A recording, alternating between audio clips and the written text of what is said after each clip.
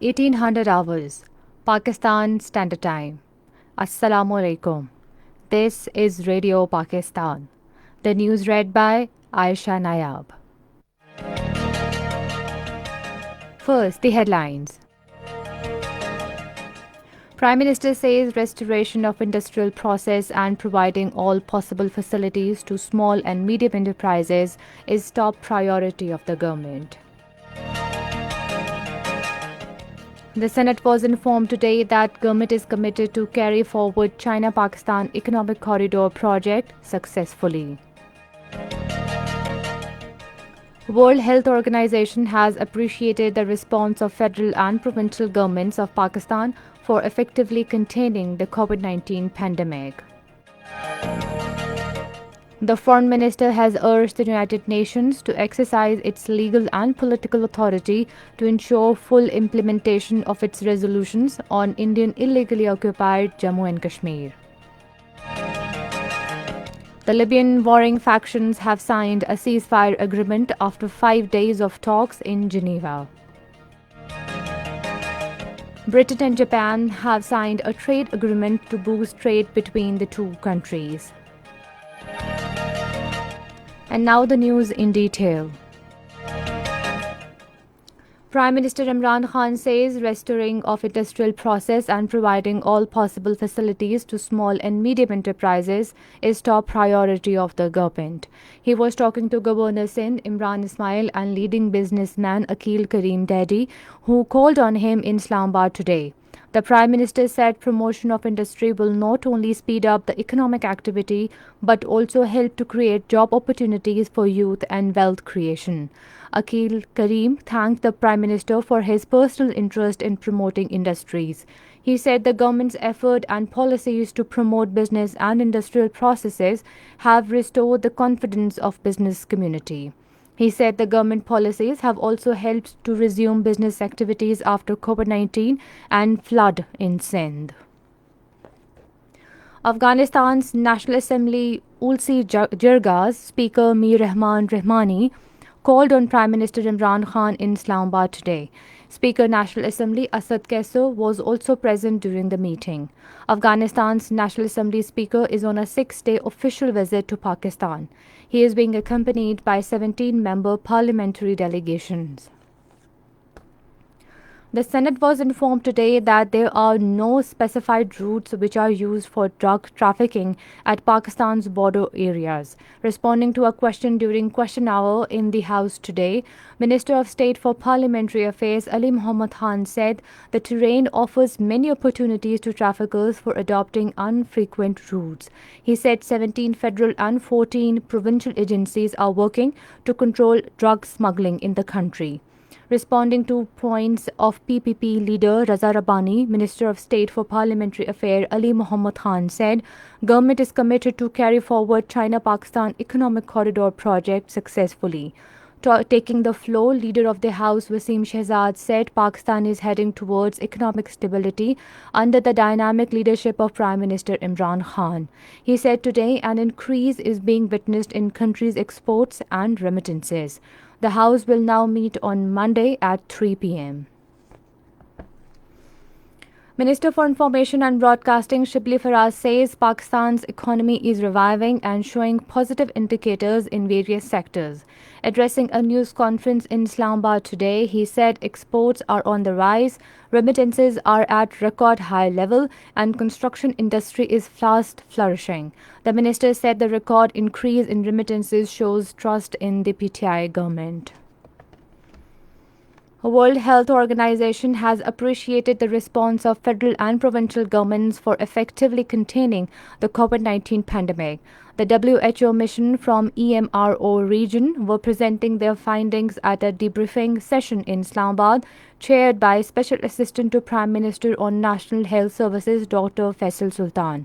The WHO mission, comprising a team of WHO experts, is on 10-day visit to Pakistan since 14th of this month to review lessons learned from Pakistan's COVID-19 response and to work with national and provincial health experts.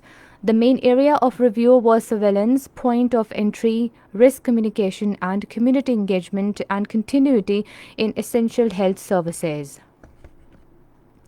This is Radio Pakistan.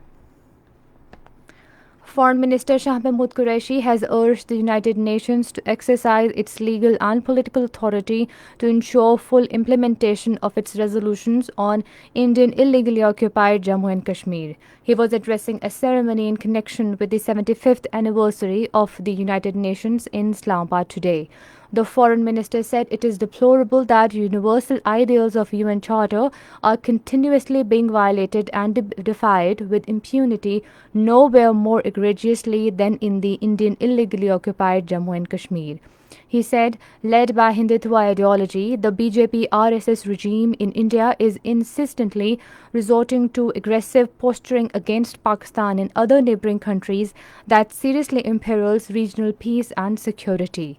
Shah Mahmood Qureshi said the UN Day reminds us of our collective responsibility to abide by the purposes and principles of the UN Charter and lends an opportunity to renew our commitment to the noble ideals enshrined in it. The foreign minister reiterated Pakistan's firm and abiding commitment to multilateralism, with the United Nations playing a central role. He said Pakistan's contribution to the UN peacekeeping is one of the most visible manifestations of our commitment to multilateralism. At the United Nations, Pakistan has called for a comprehensive, multidisciplinary and integrated global approach to fight corruption.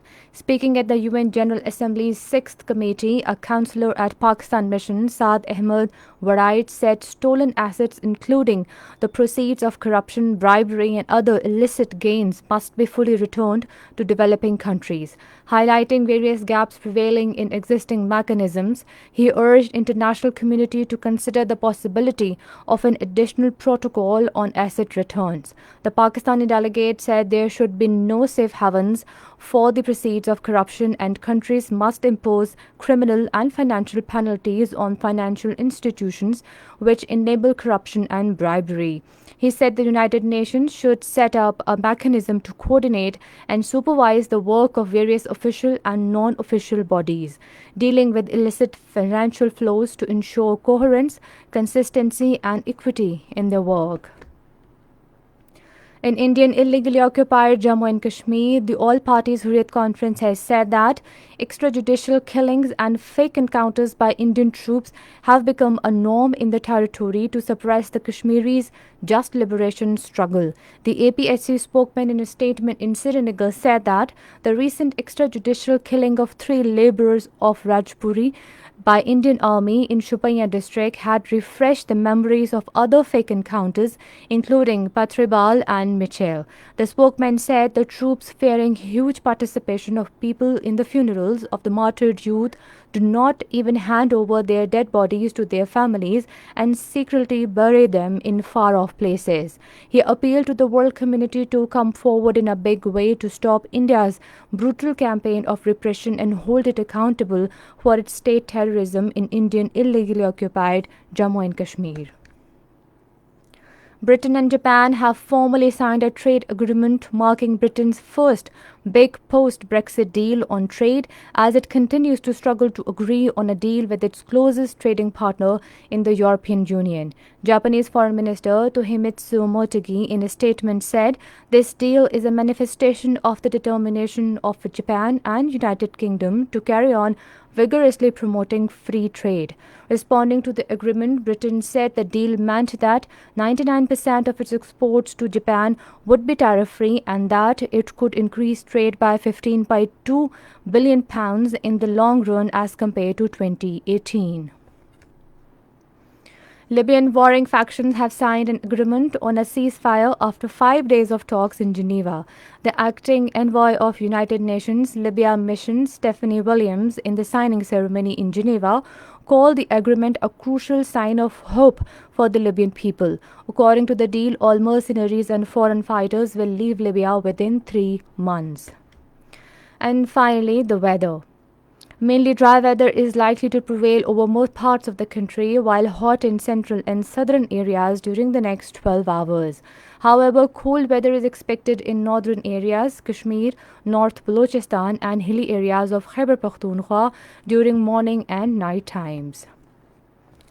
And that is the end of the news. For more news and analysis, log on to our website video.gov.pk and also watch live video streaming of our bulletin on the link facebook.com/Radio Pakistan News Official.